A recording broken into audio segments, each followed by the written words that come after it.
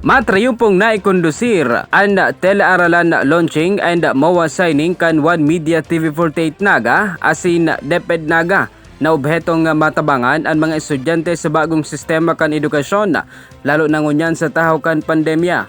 Bisita sa pagtiripon si Mario Villanueva, Station Manager kan One Media TV48 Naga, Schools Division Superintendent Manny de Guzman kan DepEd asin Mayor Nelson Legacion asin iba pa. Dakula man nakatabangan ang sambitan ng Orolay asin pagpirma kan Memorandum of Agreement para sa kapakanan kan mga estudyante.